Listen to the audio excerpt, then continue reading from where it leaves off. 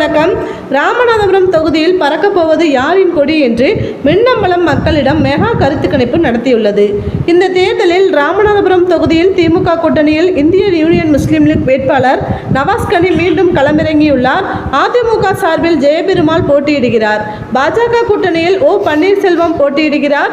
நாம் தமிழர் கட்சியின் சார்பில் சந்திரபிரபா ஜெயபால் போட்டியிடுகிறார்.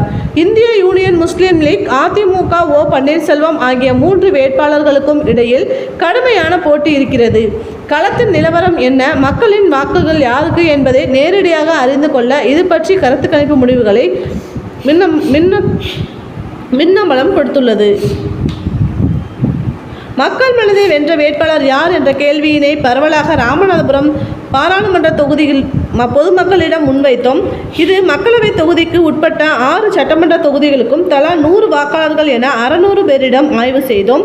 18-30 வயது வரையிலான வாக்காளர்கள், 30-50 வரையிலான வாக்காளர்கள், 50 வயதுக்கு மேற்பட்ட வாக்காளர்கள் என 3ஆக பிரித்து ஆண் பெண் என சம விகிதத்தில் இந்த கருத்து கணிப்பில் நடத்தப்பட்டு உள்ளது. ராமநாதபுரம் நாடாளுமன்ற தொகுதியில் உள்ள 6 சட்டமன்ற தொகுதிகளான ராமநாதபுரம், முதுகுளத்தூர், அறந்தாங்கி, பரமக்குடி, திருச்சுழி மற்றும் திருவாடனை பகுதிகளில் நடத்தப்பட்ட கருத்து கணிப்பின் அடிப்படையில் இந்திய யூனியன் முஸ்லீம் லீக் வேட்பாளர் நவாஸ்கனி 43% வாக்குகளை பெற்று மீண்டும் ராமநாதபுரம் தொகுதியில் முன்னிலையில் நிற்கிறார்.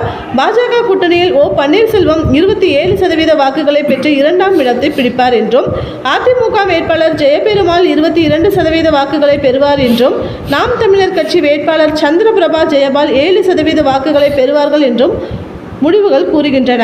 1% பேர் கருத்துக்கு எதுவும் இல்லை என்றும் தெரிவித்துள்ளனர். ஆக ராமநாதபுரம் தொகுதியில் இந்த முறை நவாஸ்கனி வெற்றி பெற்று மீண்டும் இந்திய முஸ்லீம் லீக்கின் கொடி பறக்கவே பிரகாசமான வாய்ப்புள்ளது.